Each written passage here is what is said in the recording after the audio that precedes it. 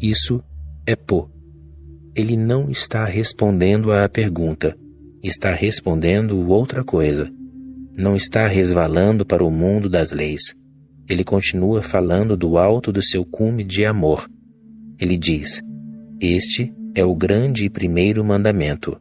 Amarás o Senhor, teu Deus, de todo o teu coração, de toda a tua alma e de todo o teu entendimento. A pergunta é sobre lei e a resposta é sobre amor.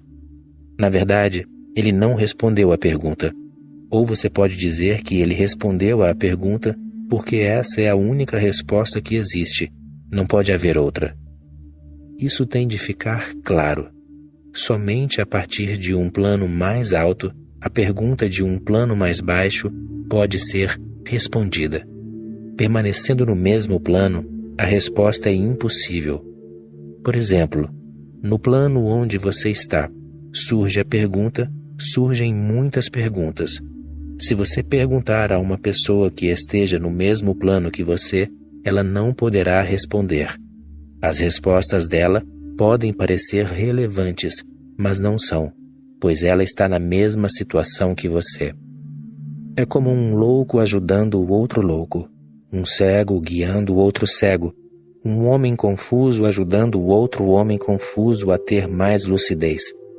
Quanto mais gente confusa, mais confusão haverá. É isso que acontece neste mundo.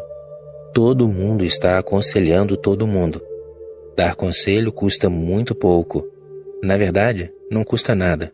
Para conseguir um, basta pedir. Todo mundo está pronto para dar. Nem você, nem as pessoas que lhe dão conselhos pensam no fato de que vocês estão no mesmo plano e que o conselho delas é simplesmente inútil. Ou pode ser até prejudicial. Só aquele que está num plano mais alto pode ajudá-lo em alguma coisa. Aquele que tem uma percepção mais aguçada, uma lucidez maior, um ser mais cristalizado. Só esse tipo de pessoa pode responder às suas perguntas. Existem 3 possibilidades de diálogo. Uma delas consiste em 2 pessoas ignorantes conversando. Fala-se muito, mas não se tira nenhum proveito dessa conversa. É pura enganação. Elas conversam, mas não estão falando sério. Não têm nem consciência do que estão falando. Elas só estão se ocupando de alguma coisa. Elas sentem-se bem quando estão ocupadas. Elas falam como se fossem máquinas, 2 computadores conversando. Também existe a possibilidade de haver 2 pessoas iluminadas conversando. Elas não conversam, não precisam conversar. A comunhão é silenciosa. Elas se entendem sem palavras. 2 pessoas ignorantes conversando, palavras demais e nenhum entendimento. 2 pessoas iluminadas se encontrando, nenhuma palavra, só entendimento. A primeira situação acontece todos os dias, milhões de vezes no planeta inteiro. A segunda situação acontece raramente. Depois de milhares e milhares de anos, raramente 2 pessoas iluminadas se encontram. Existe uma terceira possibilidade, uma pessoa iluminada conversando com outra não iluminada. Nesse caso, existem 2 planos. Uma está na Terra, a outra está no céu. Uma está viajando num carro de boi, a outra está viajando num avião. A pessoa que está na Terra pergunta uma coisa e a pessoa que está no céu responde outra. Mas esse é o único jeito de a pessoa que está na Terra ser ajudada. O intérprete das leis perguntou sobre a lei. Ele perguntou: Mestre, qual é o grande mandamento na lei? Ele não estava perguntando sobre o amor. Jesus está tentando fazê-lo seguir na direção do amor. Está mudando todo o contexto. Depois que estiver nas mãos de Jesus, Ele o levará a uma dimensão que você não conhece, ao desconhecido, ao incognoscível. Respondeu-lhe Jesus: Amarás o Senhor, teu Deus, de todo o teu coração, de toda a tua alma e de todo o teu entendimento. De todo o teu coração significa com todos os seus sentimentos. Isso é o que significa devoção. Quando todos os seus sentimentos estiverem coesos, integrados numa só unidade, trata-se de uma prece. A devoção é o seu coração por inteiro, que palpita de desejo pelo desconhecido, palpita com um anseio profundo, uma indagação profunda sobre o desconhecido. Cada batida do seu coração em devoção. De todo o teu entendimento. Esse é o significado da meditação, quando todos os seus pensamentos se tornam um só. Quando todos os pensamentos se tornam um só, o pensamento desaparece. Quando todos os sentimentos se tornam um só, o sentimento desaparece. Quando são muitos os sentimentos, você fica sentimental. Quando os sentimentos se tornam um só, todo o sentimentalismo desaparece. Você é todo coração, mas sem nenhum sentimentalismo. Devoção não é sentimentalismo. A devoção consiste numa tal harmonia de sentimentos, numa tamanha unidade total de sentimentos, que a qualidade dos sentimentos imediatamente muda. É como pôr a água no fogo. Ela começa a esquentar e fica cada vez mais quente. Até os 99 graus centígrados ela ainda é água. Quando chega aos 100 graus, acontece de repente uma transformação. A água deixa de ser água, ela começa a evaporar. A qualidade imediatamente muda. A água tem a qualidade de fluir para baixo. Quando evapora, o vapor tem a qualidade de flutuar para cima. A dimensão mudou. Quando você vive mergulhado em sentimentos, em muitos sentimentos, você é só confusão, um verdadeiro hospício. Quando todos os sentimentos são integrados, surge um momento de transformação. Quando todos eles se tornam um só, você chega aos 100 graus, ao ponto de evaporação. Imediatamente, a antiga natureza dos sentimentos desaparece. A antiga qualidade de fluir para baixo deixa de existir. Você começa a evaporar como vapor em direção ao céu. Isso é que é devoção. E a mesma coisa acontece quando todos os seus pensamentos se fundem num só. O pensamento para. Quando são muitos os pensamentos, é possível pensar. Quando os pensamentos são um só, chega um momento em que essa unidade de pensamento torna-se quase um sinônimo de não pensamento. Ter um pensamento é não ter nenhum pensamento, porque o um não pode existir sozinho.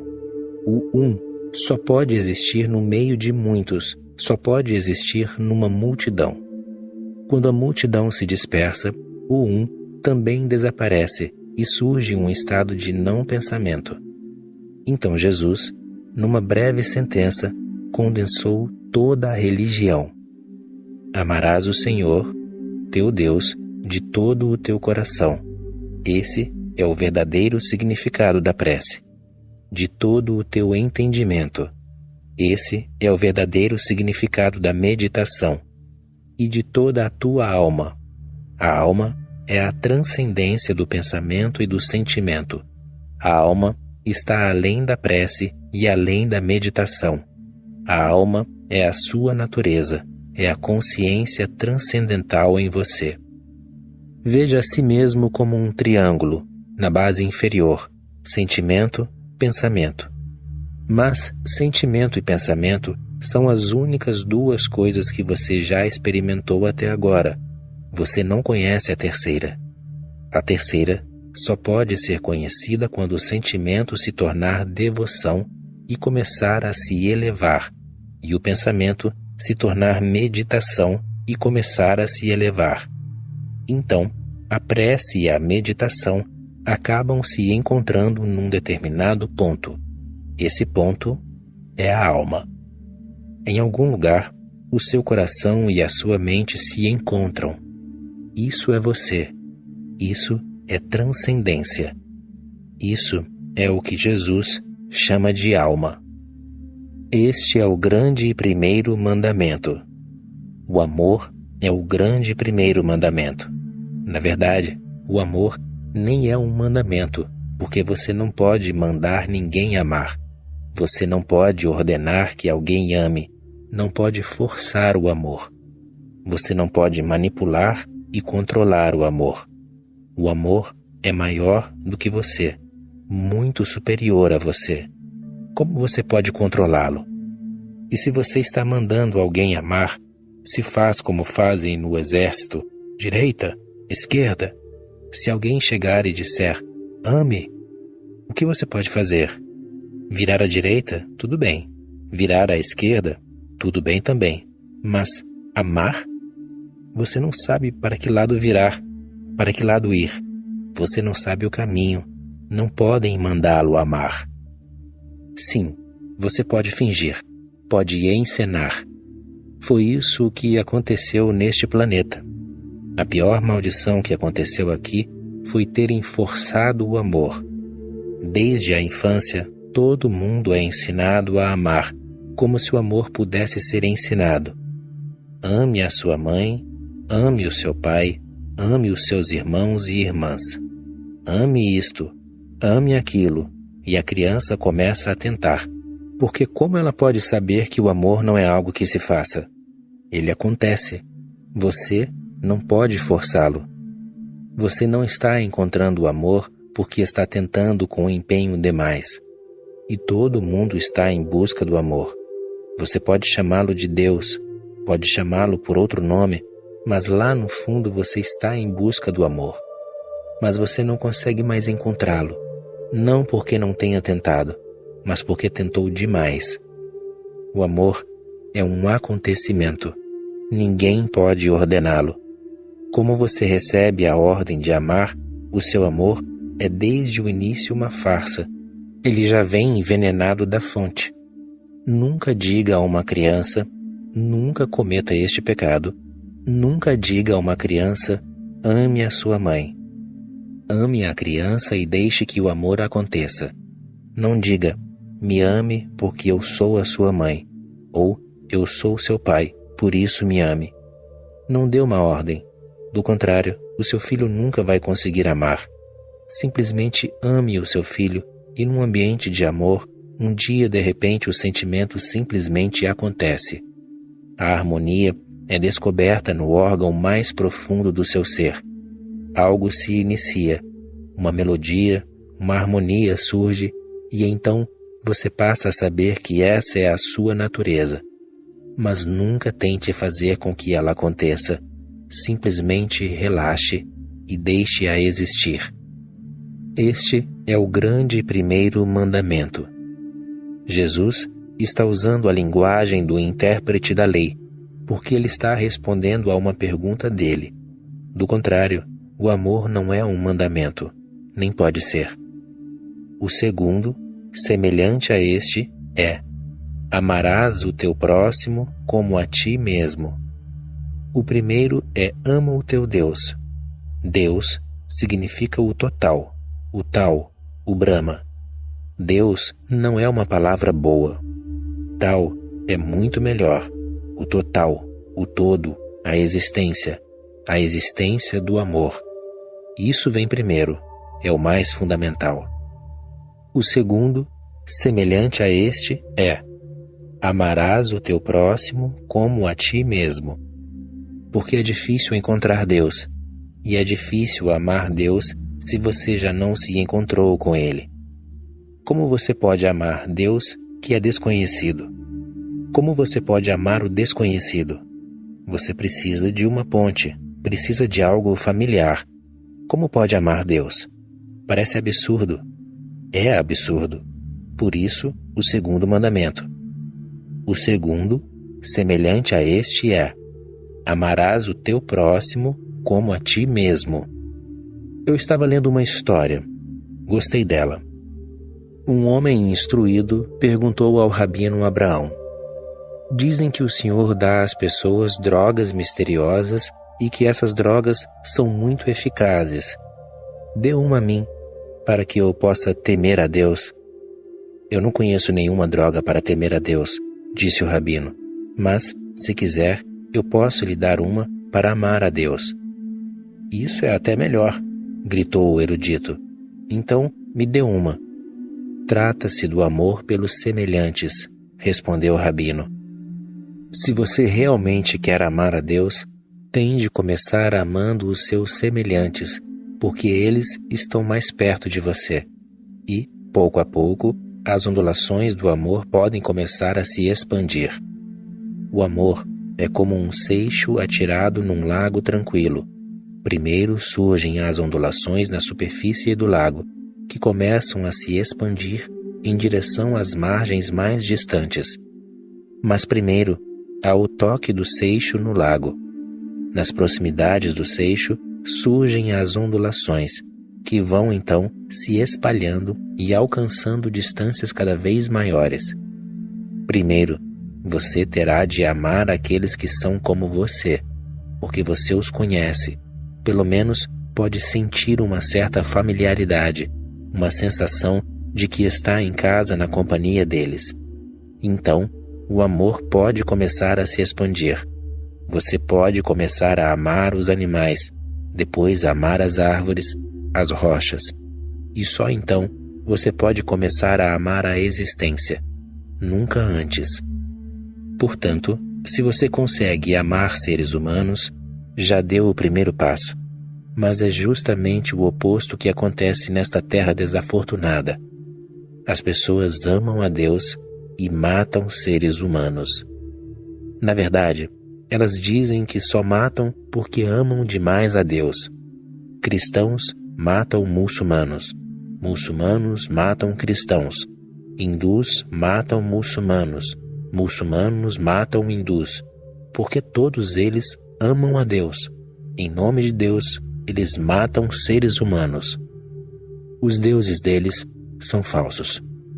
Porque, se o Deus é verdadeiro, se você realmente sabe o que significa a divindade, se você tem pelo menos uma ideia do que ela significa, se teve ao menos um vislumbre do que ela é, você amará os seres humanos, amará os animais, amará as árvores, amará as rochas, você amará. O amor se tornará o estado natural do seu ser e, se você não consegue amar seres humanos, não se engane, nenhum templo vai ajudar você. Você pode dizer não a Deus, mas nunca pode dizer não aos seres humanos, pois, se disser não aos seres humanos, o caminho fica bloqueado. Você nunca conseguirá chegar à divindade. Diga não à igreja, ao templo, não há problema nenhum nisso, mas nunca diga não ao amor, pois esse é o verdadeiro templo. Todos os outros templos são apenas moedas falsas, imagens falsas, não são autênticas. Só existe um templo autêntico e esse templo é o amor. Nunca diga não ao amor. Você encontrará a divindade. Ela não pode se ocultar por muito tempo.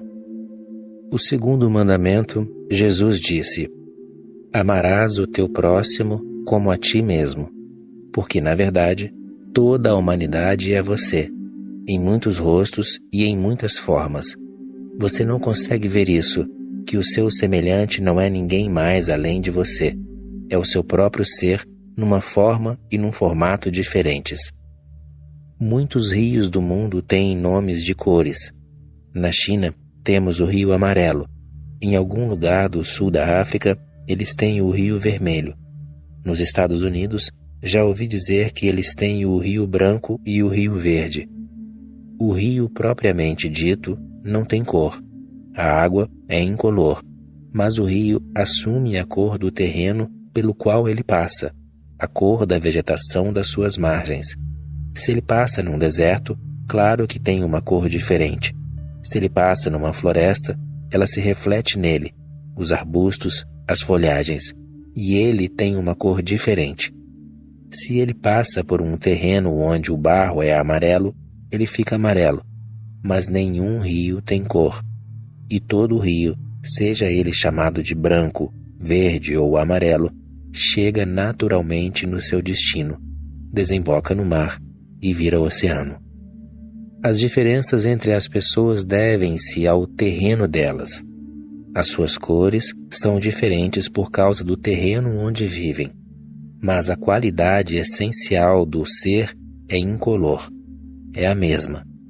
Uma pessoa é negra, outra é branca, outra fica entre os dois, é índia, a outra é amarela, como os chineses. São muitas as cores de pele, mas você não tem cor. Você não é o corpo, nem é a mente, nem é o coração. A mente das pessoas difere porque foram condicionadas de modo diferente. O corpo delas é diferente porque elas passaram por terrenos diferentes, têm uma hereditariedade diferente, mas elas não são diferentes. Jesus diz: amarás o teu próximo como a ti mesmo. Assim como você se ama, ame o seu próximo. E existe uma coisa básica que os cristãos esqueceram totalmente. Jesus diz: ama a ti mesmo. A menos que você se ame, não conseguirá amar o próximo. Tudo o que o chamado cristianismo ensina a você é odiar a si mesmo, condenar a si mesmo. Ame a si mesmo, porque você é quem está mais próximo da divindade. É ali que tem de surgir a primeira ondulação. Ame a si mesmo. O amor por si mesmo é a coisa mais fundamental que existe. Se você quer ser religioso um dia, o amor por si mesmo é a base. E todas as pretensas religiões continuam ensinando você a se odiar. Condene-se, você é um pecador, você é culpado, é isto, é aquilo, você não vale nada. Você não é um pecador. Fizeram de você um pecador. Você não é culpado. Deram a você interpretações equivocadas da vida. Aceite-se e ame-se. Só assim você poderá amar o próximo. Do contrário, não existe nenhuma possibilidade. Se você não se ama, como pode amar outro ser? Eu ensino o amor por si mesmo. Faça pelo menos isso. Se não consegue amar mais ninguém, ame a si mesmo. Desse amor próprio, pouco a pouco, você verá que o amor começa a fluir. Ele se expande e atinge os seus semelhantes. Todo o problema, hoje, é que você se odeia e quer amar os outros. Isso é impossível. E o outro também se odeia e quer amar você. A lição do amor tem de ser aprendida primeiro dentro de você mesmo. Se você perguntar ao Freud e aos psicanalistas, saberá que eles descobriram uma coisa muito básica. Eles dizem que, primeiro, a criança é autoerótica, masturbatória. A criança ama a si mesma. Depois, ela passa a ser homossexual. Os meninos gostam de meninos e querem brincar com meninos. As meninas querem brincar com meninas e eles não querem se misturar. E depois surge a heterossexualidade. O menino quer se misturar com uma menina e amá-la. A menina quer se encontrar com um menino e amá-lo. Primeiro, autoerotismo, depois, homoerotismo e depois, heteroerotismo. Isso diz respeito ao sexo. O mesmo vale para o amor. Primeiro, você ama a si mesmo. Depois, ama o próximo. Ama os seres humanos. E depois, você vai além e ama a existência. Mas a base é você. Portanto, não se condene, não se rejeite. Aceite. O divino habita em você. A existência amou você demais, por isso ele passou a habitar em você. A existência fez de você um templo. O divino vive em você. Se você se rejeitar, estará rejeitando o mais próximo que você pode conhecer da divindade. Se você rejeitar o que está mais próximo, será impossível amar o que está mais distante. Quando Jesus diz, amarás o teu próximo como a ti mesmo, ele está dizendo duas coisas. Primeiro, ame a si mesmo, para que você seja capaz de amar o seu próximo. Destes dois mandamentos dependem toda a lei e os profetas. Na verdade, trata-se de um mandamento. Ame. O amor é um só e a única ordem das coisas. Se você compreender o amor, compreendeu tudo. Se você não compreender o amor, pode saber muitas coisas, mas todo esse conhecimento estará simplesmente podre, degenerado. Jogue-o no lixo e esqueça tudo sobre ele. Comece outra vez do início. Seja uma criança outra vez e comece amando a si mesmo. O seu lago, assim como eu o vejo, não tem ondulações. O primeiro seixo de amor não caiu nele ainda. Eu ouvi uma história dinamarquesa. Lembre-se dela. Deixe que ela se torne parte da sua consciência. Essa história conta sobre uma aranha que vivia lá no alto, nos caibros do telhado de um velho celeiro. Um dia, ela desceu por um longo fio até uma viga mais baixa, onde descobriu que as moscas eram mais abundantes e mais fáceis de capturar. Ela então decidiu que passaria a viver nessa viga mais baixa e teceu ali uma confortável teia. Mas um dia, ela reparou por acaso no longo fio que vinha de cima, mergulhando na escuridão lá em cima, e disse: eu não preciso mais desse fio. Ele só está atrapalhando. Ela o cortou e, ao fazer isso, destruiu toda a sua teia, que era sustentada por esse fio. Essa é também a história do ser humano. Um fio liga você ao Supremo, ao mais elevado. Chame-o de tal, existência, divindade. Você pode ter se esquecido completamente que desceu por esse fio. Você veio do todo e tem de voltar para lá.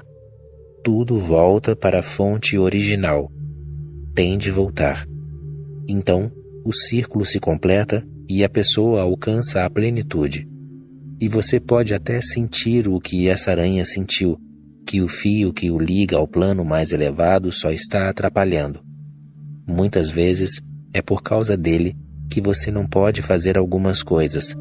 Ele sempre acaba ficando no caminho. Você não pode ser tão violento quanto gostaria. Não pode ser tão agressivo quanto gostaria. Não pode odiar tanto quanto gostaria. O fio está sempre no caminho. Às vezes, você pode se sentir como essa aranha, com vontade de cortá-lo, de parti-lo como ela fez, para desobstruir o seu caminho. Foi isso que disse Nietzsche. Deus está morto. Nietzsche partiu o fio, mas em seguida enlouqueceu. No momento em que ele disse, Deus está morto, ele enlouqueceu, porque rompeu a ligação com a fonte original de toda a vida.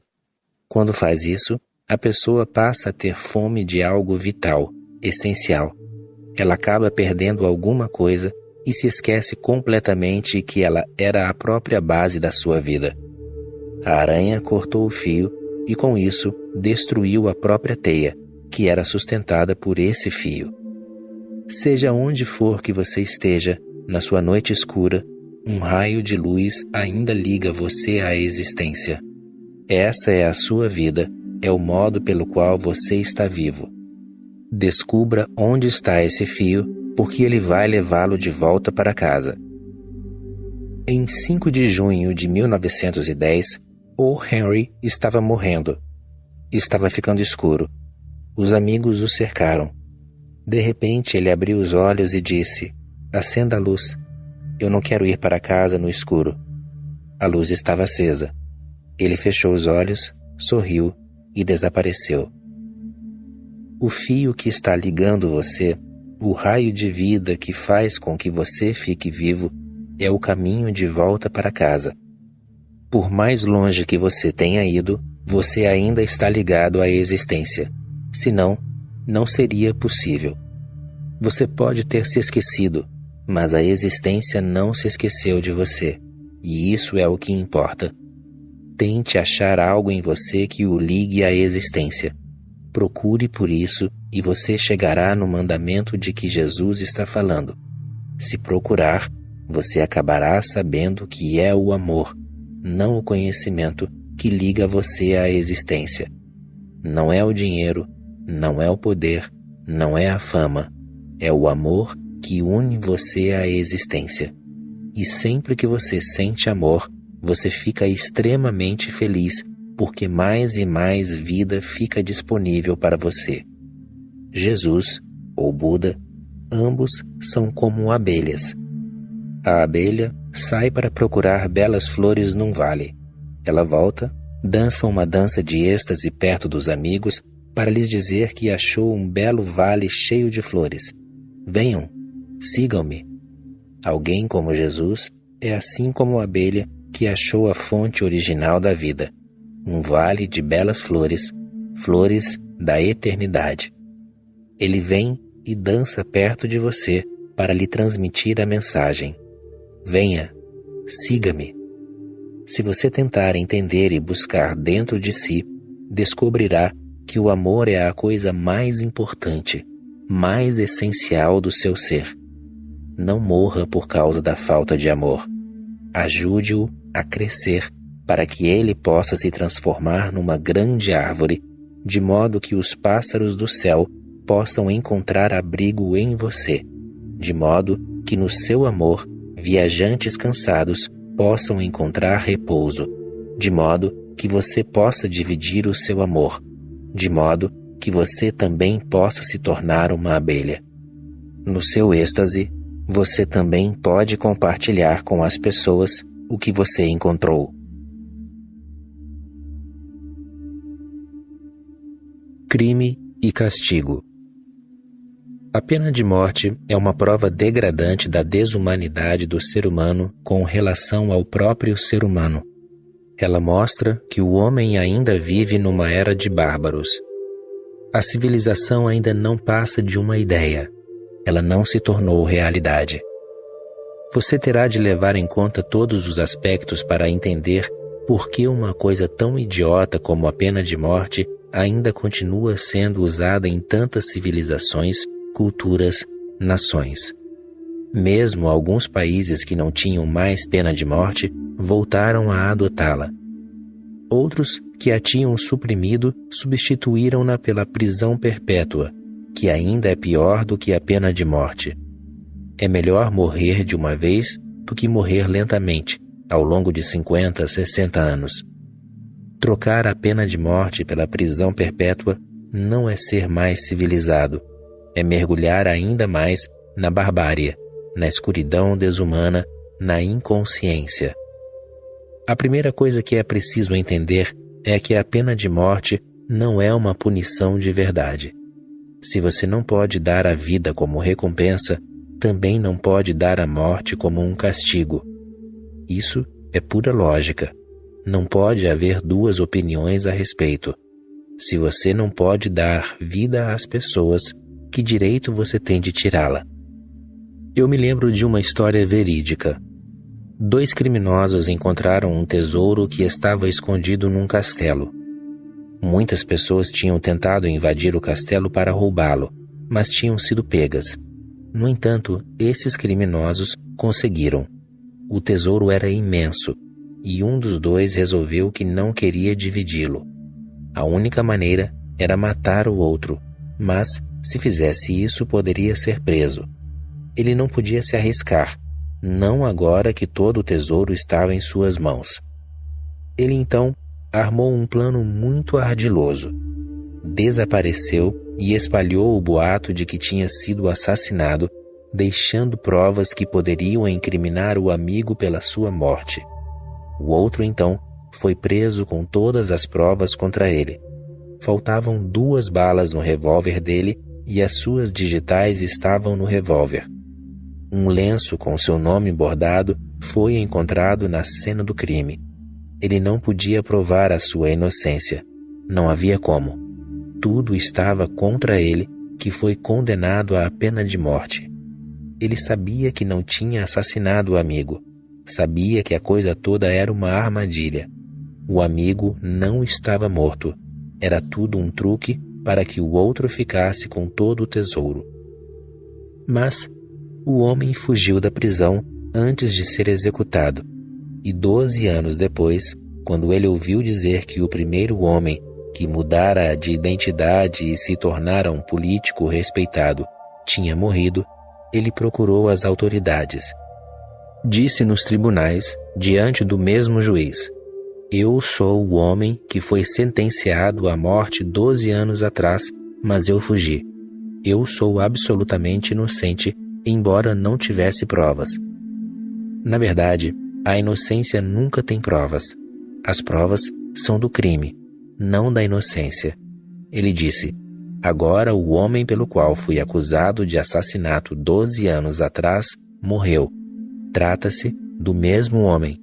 Por isso eu não poderia tê-lo assassinado 12 anos atrás. Ele disse: O único crime que cometi foi ter fugido da prisão, mas vocês podem chamar isso de crime?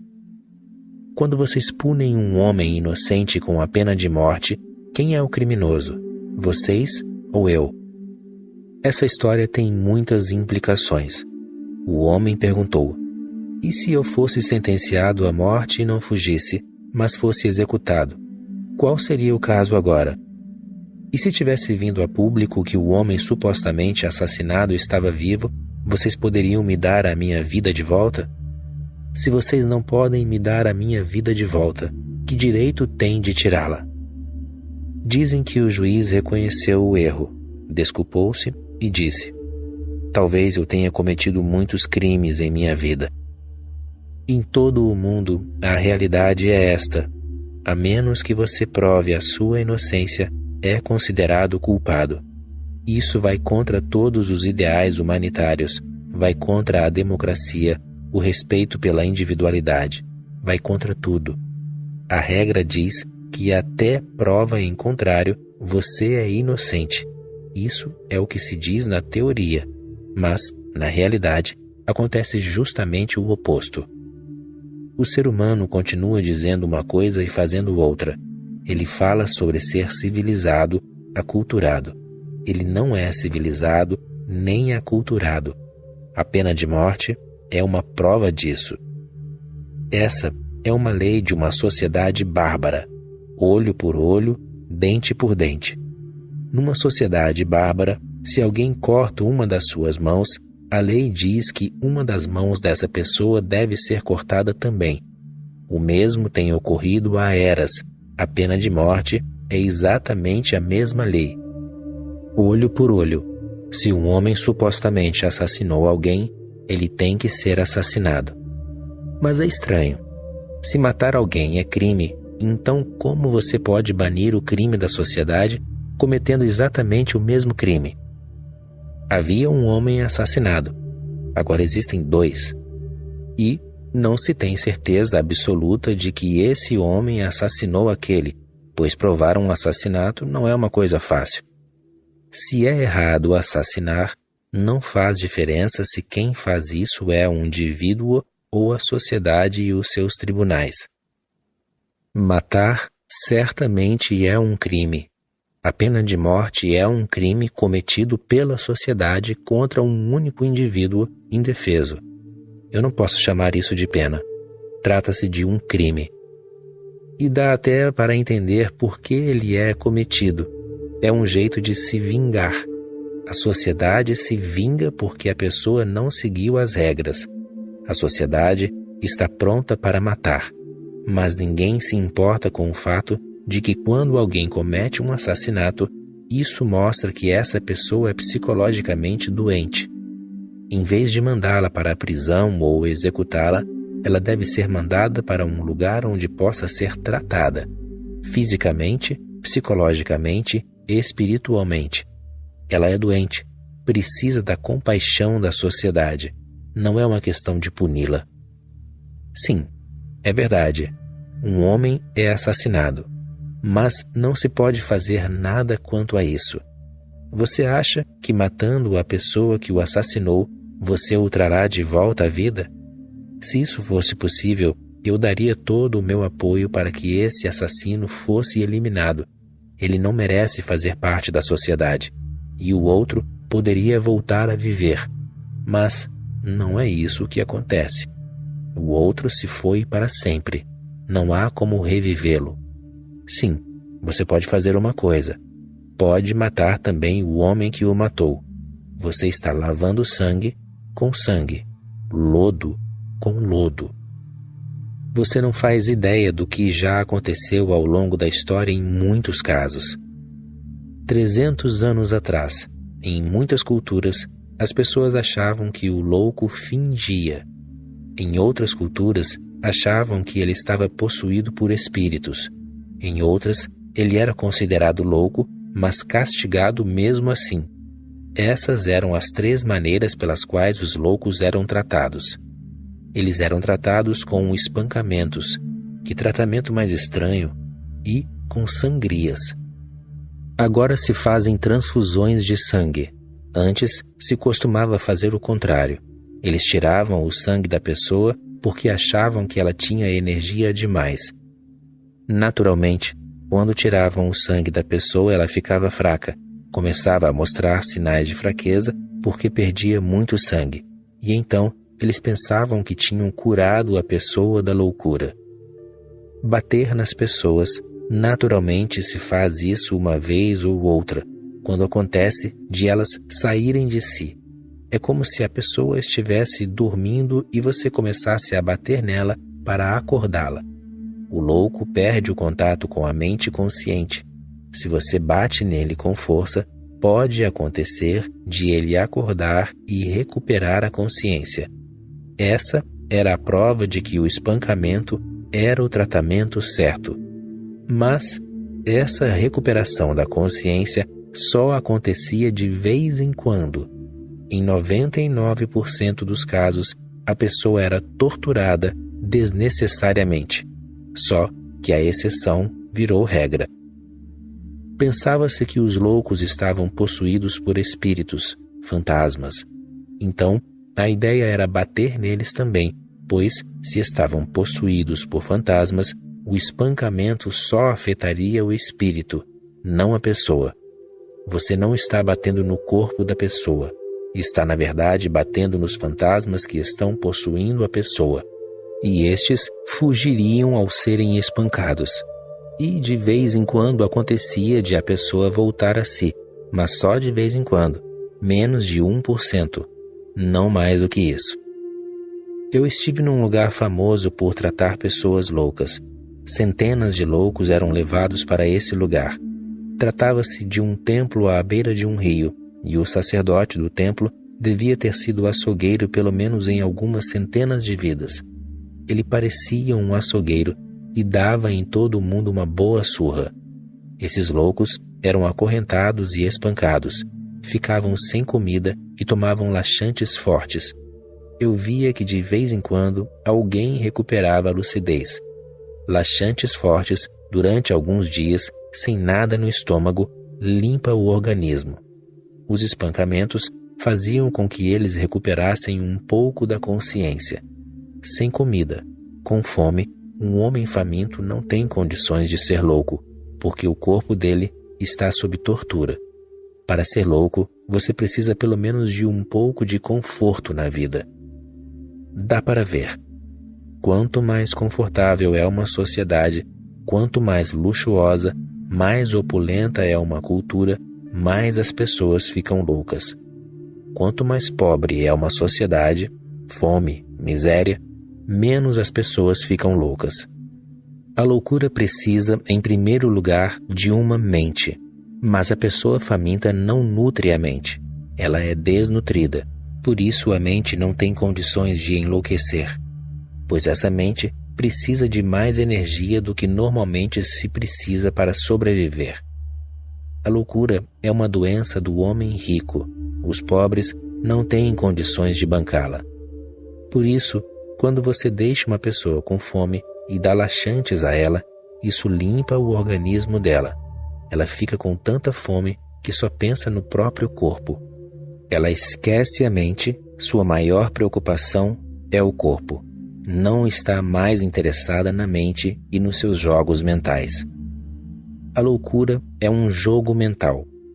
Portanto, de vez em quando eu via uma pessoa sendo curada nesse templo, mas esse 1% que recuperava a sanidade fazia com que a notícia se espalhasse e centenas de pessoas fossem levadas para lá.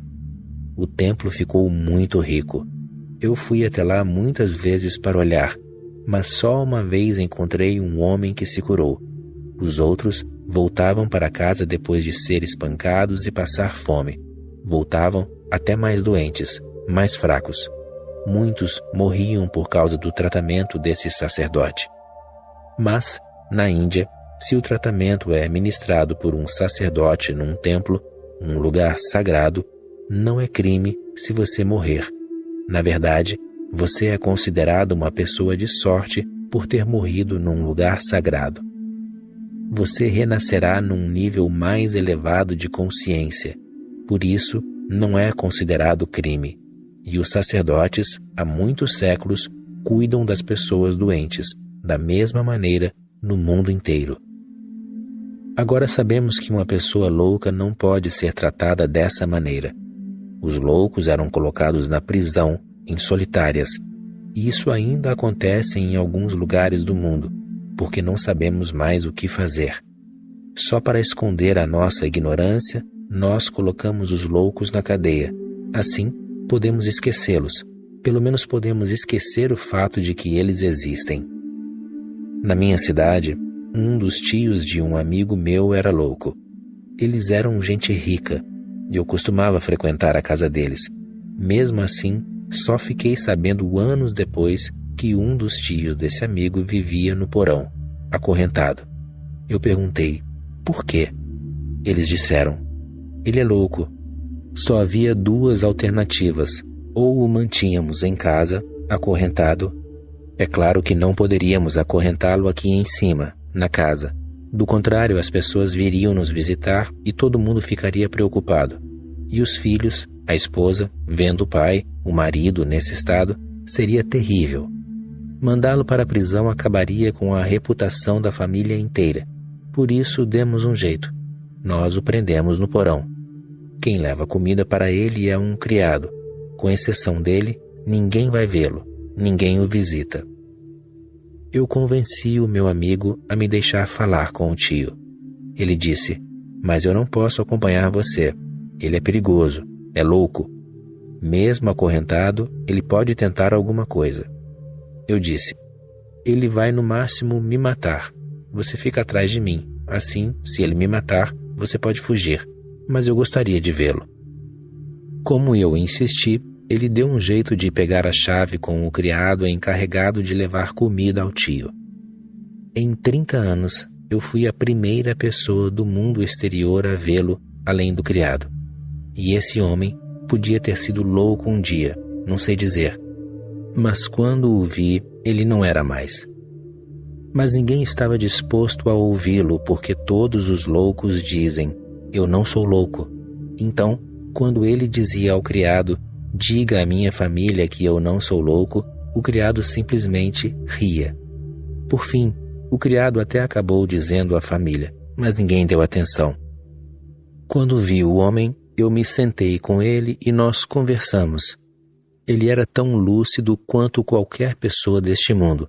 Talvez um pouco mais, porque ele me disse uma coisa. Ficar aqui durante 30 anos foi uma experiência e tanto. No fundo, eu acho que tenho sorte por ter ficado longe deste seu mundo maluco.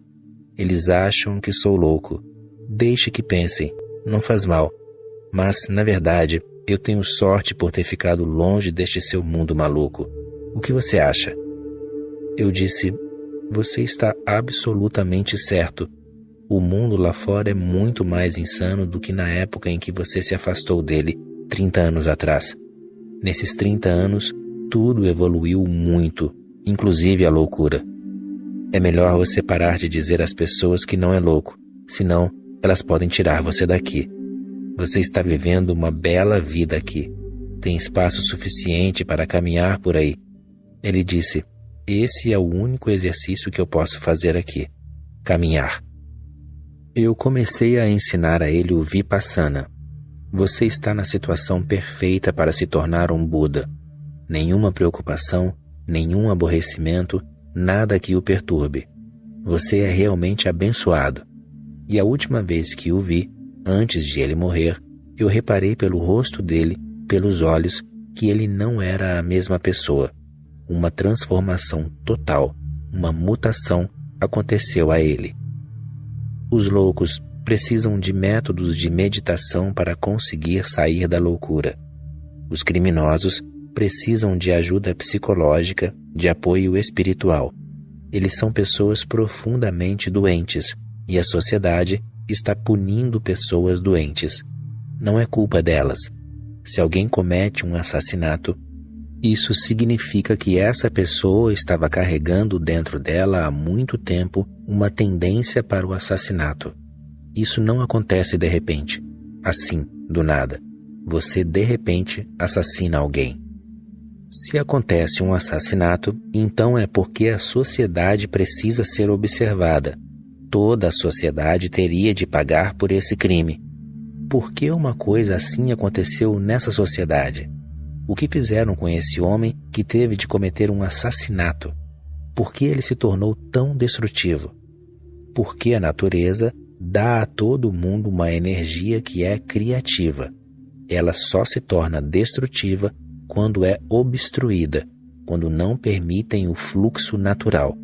Sempre que a energia segue o curso natural, ela é bloqueada pela sociedade, é mutilada, é desviada para outra direção. Logo, o homem está na maior confusão. Ele não sabe mais o que é o que. Ele não sabe o que está fazendo, por que está fazendo. As causas originais são deixadas muito para trás. Ele teve de dar tantas voltas que se transformou num quebra-cabeça. Ninguém precisa da pena de morte. Ninguém a merece.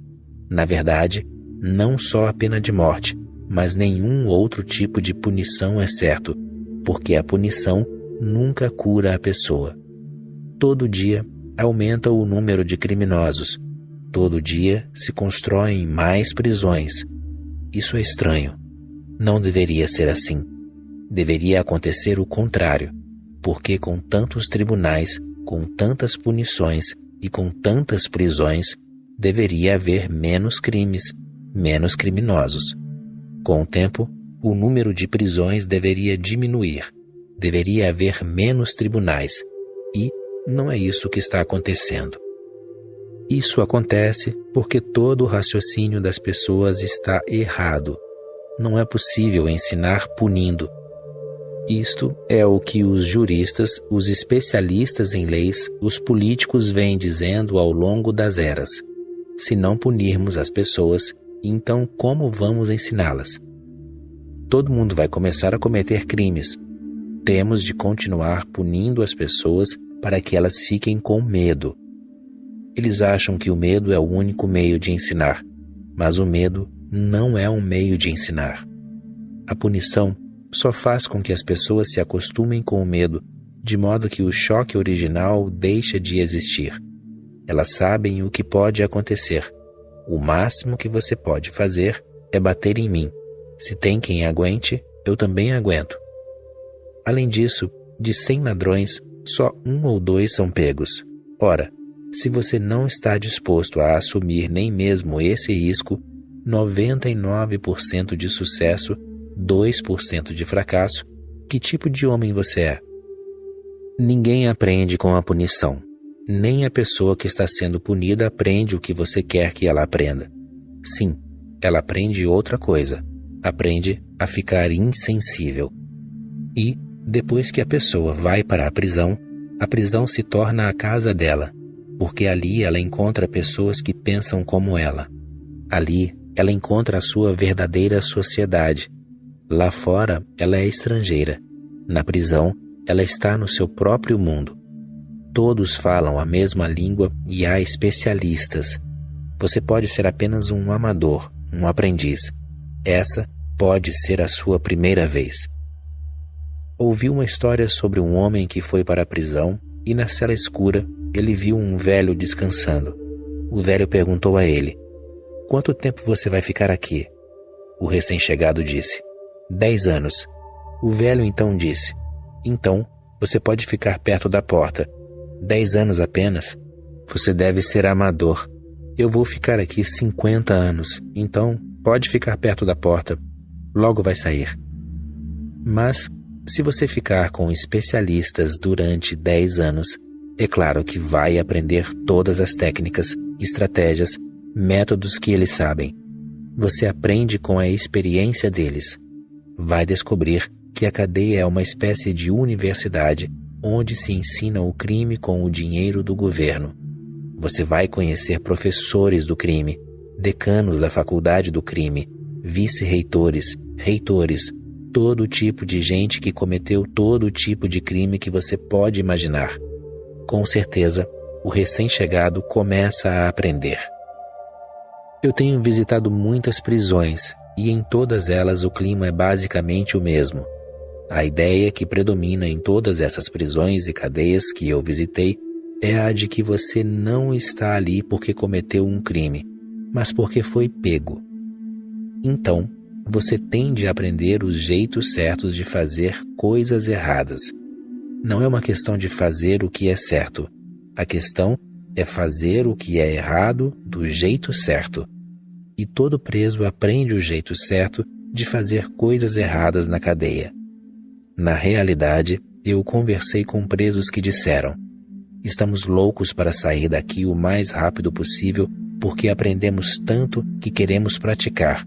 Só estavam faltando os aspectos práticos, pois antes de serem presos, eles tinham apenas o conhecimento teórico. Para o ensinamento prático, você precisa que a sociedade da prisão ensine você. Depois que o sujeito vai para a prisão, em nenhum outro lugar ele se sente mais à vontade. Cedo ou tarde, ele acaba voltando para lá. Com o tempo, a prisão passa a ser a sua sociedade alternativa. Ela é mais confortável, ele se sente mais em casa ali. Ninguém olha para ele de cima. Todo mundo é criminoso. Ninguém é padre, ninguém é sábio, ninguém é santo. São todos pobres seres humanos com as suas fraquezas e fragilidades. Do lado de fora, ele se sente rejeitado, abandonado. Na minha cidade, havia um criminoso inveterado. Era uma bela criatura. O nome dele era Barkat Mian. E ele passava quase 9 meses na prisão e 3 meses fora dela. Nesses 3 meses em que ele ficava em liberdade, ele ia à delegacia toda semana para mostrar que tudo estava bem e que ele ainda estava por ali. Mas eu tinha uma grande amizade com esse homem. A minha família era muito rígida.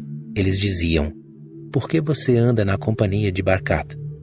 Eles costumavam me dizer: um homem se conhece pelas suas companhias. Eu dizia: eu entendo vocês. Isso significa que Barkat ficará conhecido por mim e que mal há em conferir um pouco de respeitabilidade a um homem. Os meus parentes diziam: quando você vai começar a ver as coisas do jeito certo?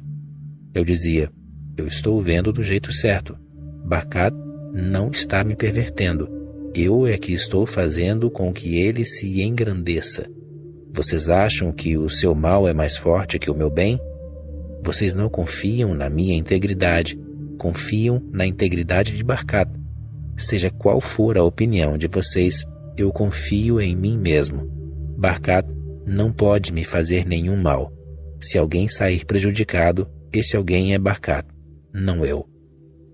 Ele era realmente um belo homem, muito bacana, e costumava me dizer: você não devia andar comigo por aí. Se quiser se encontrar comigo e conversar, podemos dar um jeito de nos ver em algum lugar fora da cidade, nas margens do rio. Ele morava perto do cemitério Mohammedan, para onde ninguém vai a menos que esteja morto, e só vai uma vez. Não deixavam que ele morasse na cidade. Na cidade, ninguém se dispunha a lhe alugar uma casa. Não importava o quanto ele estivesse disposto a pagar pelo aluguel, ninguém o aceitava. Ninguém iria aceitá-lo. Eu perguntei a Barkat: como você virou ladrão? Ele disse: a primeira vez que fui preso, eu era absolutamente inocente, mas era pobre, não podia pagar um advogado e as pessoas que me queriam na cadeia tinham os seus interesses particulares. O meu pai e a minha mãe morreram quando eu era muito novo. Eu tinha 14 ou 15 anos. E os meus parentes queriam ficar com todos os bens da família, a casa, as terras. Mas antes eles precisavam me tirar do caminho. Então, deram um jeito. Colocaram algo na minha bolsa, em casa, e não havia como eu escapar dessa. Encontraram um objeto na minha bolsa e eu fui parar na cadeia. Quando saí, já tinham tomado as minhas terras, vendido a minha casa e distribuído o dinheiro entre eles. Eu fiquei na rua. Portanto, da primeira vez, eu era inocente quando fui para a cadeia, mas quando saí de lá, não era mais, porque eu já estava diplomado. Contei a todo mundo na cadeia o que tinha acontecido comigo. Eu só tinha 17 anos, e eles disseram: "Não se preocupe, esses 9 meses passarão rápido, mas enquanto isso, daremos um trato em você e você poderá se vingar de todo mundo." Eu comecei me vingando de todos os meus parentes. Isso foi muito fácil. Eles tinham me obrigado a virar ladrão e eu provei a eles que, de fato, eu tinha me tornado um. Fui atrás de todo esse bando de parentes e roubei tudo o que eles tinham. Mas aos poucos fui me envolvendo cada vez mais. Você pode escapar 10 vezes, mas na 11ª você acaba sendo pego. À medida que a gente vai ficando mais velho e mais eficiente, é mais fácil escapar. Mas surge um problema. Na realidade, a prisão é um lugar relaxante, umas férias do trabalho, das preocupações e de todo tipo de coisa. Alguns meses na cadeia fazem muito bem à saúde. É uma vida disciplinada, em que se tem horário para levantar, para trabalhar, para dormir, e comida suficiente para se manter vivo. Ele disse: "Eu nunca fico doente na cadeia, a menos que eu finja estar para ir passar uns dias no hospital e ter uma folguinha. Lá fora, eu fico doente, mas na prisão não. E lá fora é um mundo estranho. Todo mundo é superior e eu sou inferior. Só na cadeia eu tenho uma sensação de liberdade." Que estranho. Quando ele disse isso, eu perguntei: "Quer dizer que na cadeia você se sente livre?" Ele disse: "Só na cadeia eu me sinto livre." Que tipo de sociedade é essa em que, na cadeia, as pessoas se sentem livres e aqui fora se sentem aprisionadas? E essa é praticamente a história de qualquer criminoso. Uma coisinha no início, talvez ele estivesse com fome, talvez sentisse frio, precisasse de um cobertor e roubasse um. Pequenas necessidades que deveriam ser atendidas. Do contrário, a sociedade não produziria esse tipo de pessoa. Ninguém impede a sociedade para produzi-las. Por um lado, continua nascendo cada vez mais gente e não há o suficiente para todas. Nem comida, nem roupas, nem abrigo. Então, o que você espera? As pessoas estão sendo colocadas numa situação em que fatalmente se tornarão criminosas. A população mundial tem de se reduzir a 1/3 para que o crime desapareça da face da Terra. Mas ninguém quer que o crime deixe de existir, porque os juízes também teriam de deixar de existir, assim como os advogados, os especialistas em leis, os parlamentares, os policiais, os carcereiros. Haveria um grande problema de desemprego. Ninguém quer que nada mude para melhor. Todo mundo diz que as coisas deviam melhorar, mas todo mundo continua fazendo com que elas piorem, porque quanto pior estiverem, mais pessoas terão emprego. Quanto pior estiverem, mais chance você tem de se sentir bom. Os criminosos são necessários para que você se sinta uma pessoa de moral, respeitável. Os pecadores são necessários para que os santos se sintam santos. Sem pecadores, quem seria santo? Se toda a sociedade fosse feita de pessoas boas, você acha que Jesus Cristo seria lembrado durante 2000 anos? A troco de quê? É a sociedade criminosa que se lembra de Jesus Cristo durante 2000 anos. Isso é muito simples de entender. Por que você se lembra de Gautama Buda? Se houvesse milhões de Budas, de pessoas despertas neste mundo, você nem repararia. O que Gautama Buda teria de especial? Ele ficaria perdido na multidão. Mas 25 séculos se passaram e ele continua firme como um pilar de pedra, o cume de uma montanha, muito acima da nossa cabeça.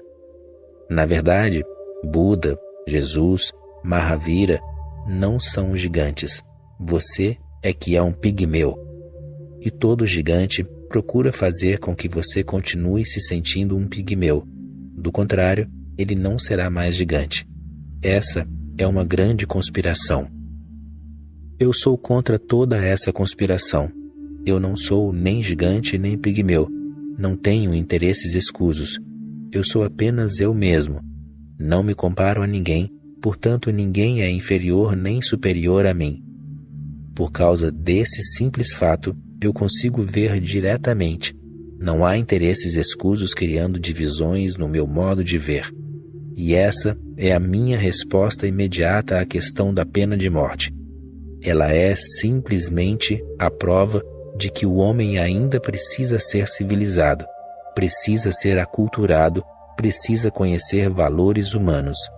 Neste mundo, ninguém é criminoso, nem nunca foi. Sim, existem pessoas que precisam de compaixão, não de prisões, punições. Todas as prisões deviam ser transformadas em centros de tratamento psicológico. Questões de vida e morte. Respostas a perguntas. A minha irmã sofreu um acidente e desde então não anda mais, não enxerga, não ouve e não fala. Não seria melhor deixá-la morrer? Essa é uma das questões mais fundamentais que se tem levantado no mundo todo de diferentes maneiras. Porque durante séculos aceitamos a ideia de que a morte tem de ser evitada, de que ela é algo ruim, de que a vida é uma dádiva de Deus e a morte é trazida pelo diabo. Até mesmo na profissão médica, todo médico que se forma tem de fazer o juramento de Hipócrates, dizendo que não ajudará, em hipótese alguma, ninguém a morrer. Ajudará, de todas as maneiras possíveis, a proteger a vida. Isso fazia sentido na época de Hipócrates, porque de cada 10 crianças nascidas naquele tempo, só uma sobrevivia e chegava à idade adulta. 9 morriam. Essa era a situação.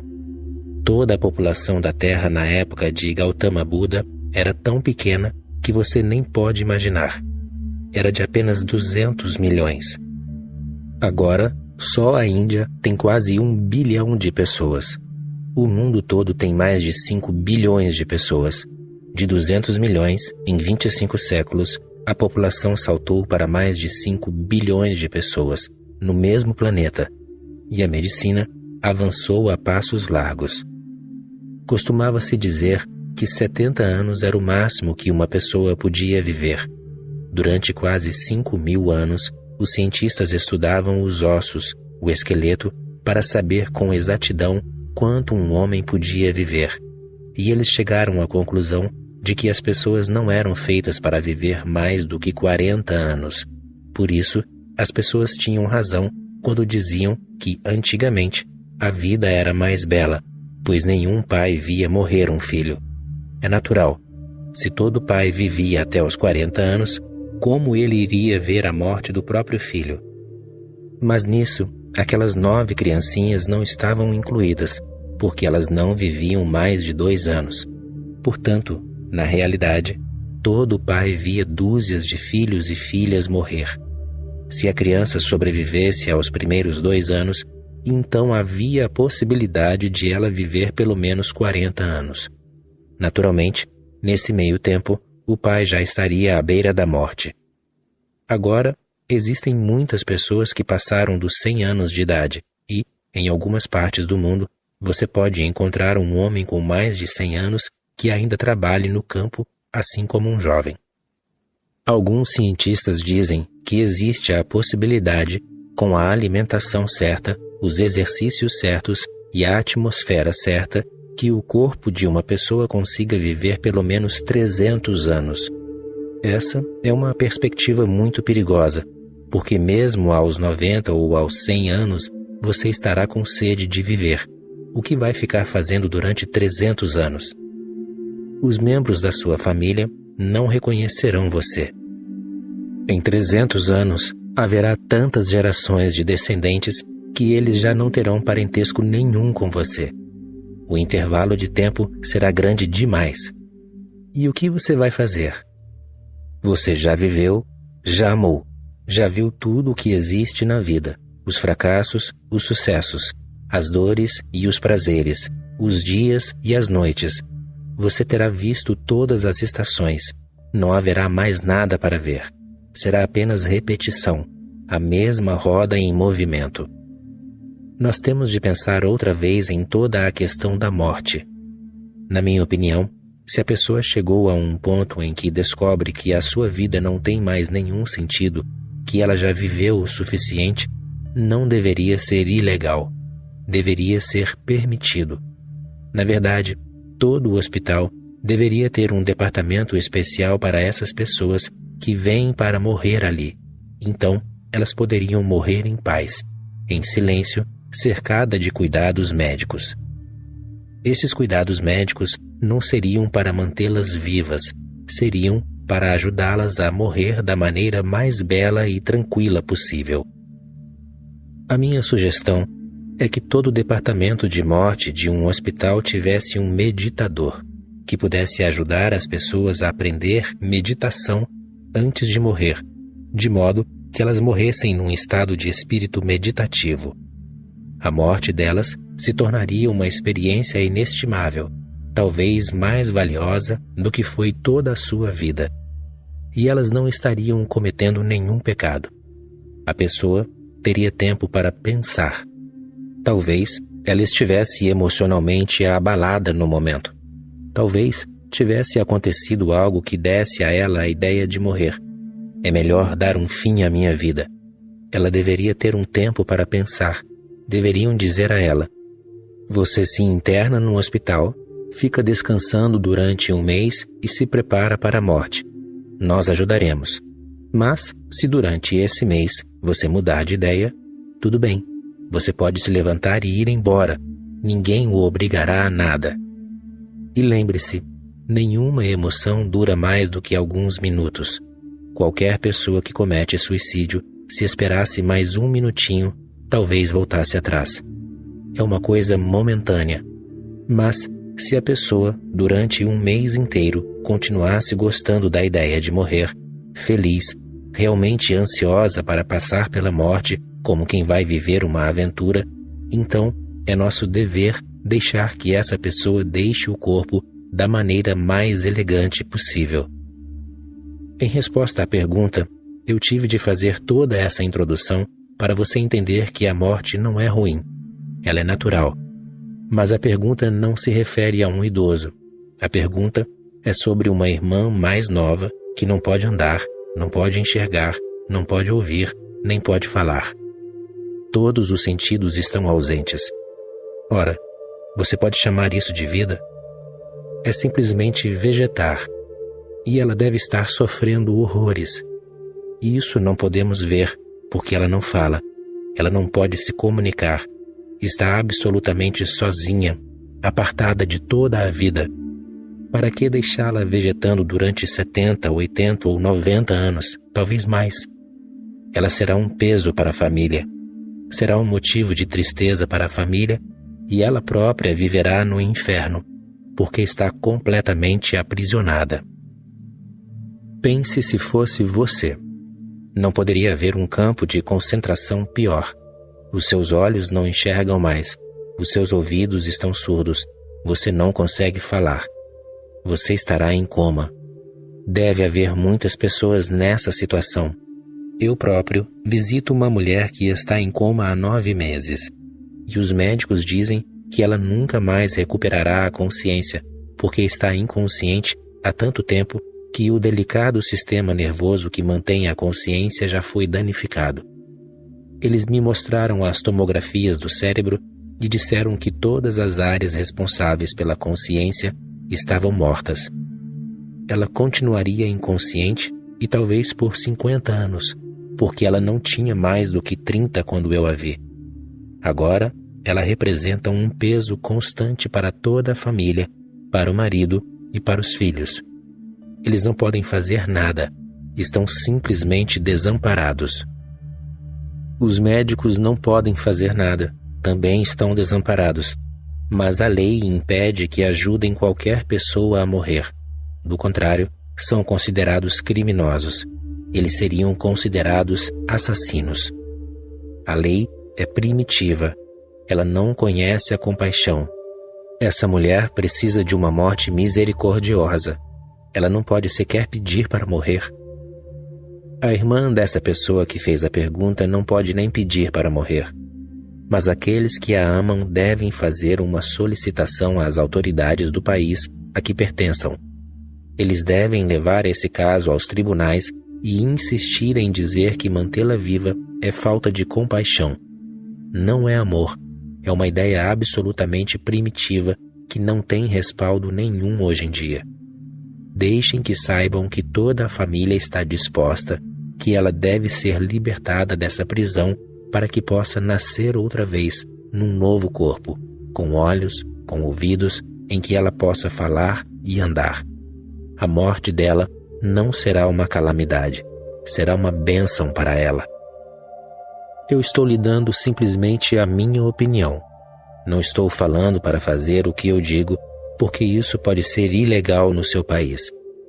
Você tem de levar esse caso à justiça e fazer dele uma discussão nacional, porque pode ser que não seja apenas a sua irmã que esteja nessa situação. Pode haver muitas outras crianças e jovens sofrendo da mesma maneira, por nenhuma outra razão que não seja a lei proibindo que um médico ajude uma pessoa a deixar o corpo. Já está na hora de entendermos isso, de os médicos entenderem isso. O juramento de Hipócrates não deve mais ser feito pelos médicos que se formam. Eles deveriam fazer um juramento que ajudasse a pessoa a viver se ela pudesse fazer isso profusamente, com mais beleza. Mas, se a pessoa não pode viver e você continua ajudando-a simplesmente a respirar, respiração não é vida. Então, é melhor ajudar a pessoa a morrer. Em ambos os casos, você está demonstrando compaixão. Se você serve à vida ou serve à morte, não importa. A sua compaixão deve procurar fazer com que a pessoa vá para um espaço melhor, para uma vida melhor. E todo o país deveria aprovar uma lei, assim como a maioria já aceita o controle da natalidade. Essa é uma extremidade da vida. Você impede crianças de nascerem. Se aceita isso, então você também precisa permitir que na outra extremidade, os velhos desejosos de deixar este mundo possam deixá-lo com alguma cerimônia. Que eles possam chamar todos os amigos, toda a família. Possam conviver com toda a família durante um mês, porque dali para frente eles não viverão mais do que um mês. O seu nascimento não é você quem controla, mas pelo menos você pode ter liberdade para escolher a sua morte. O governo de alguns poucos países logo vai aceitar que no outro extremo da vida também possamos ajudar as pessoas a ir embora mais rápido. O mundo está superpovoado. Por um lado, estamos evitando que mais pessoas nasçam e por outro, temos de deixar que elas partam para que o mundo fique menos povoado e menos pobre. E não é uma questão apenas de fazer com que o mundo fique menos povoado e menos pobre. É também uma questão dessas pessoas. Em quase todos os países ocidentais, e particularmente nos Estados Unidos, centenas de milhares de pessoas estão simplesmente vivendo em hospitais. Elas têm 90 ou 100 anos de idade. Não podem ficar em casa porque não conseguem nem mesmo respirar sozinhas. E ainda estão sendo mantidas vivas. Para quê? Estão ligadas a respiradores. Não acho que essas pessoas gostem disso. Elas nunca mais voltarão para casa. Morrerão no hospital.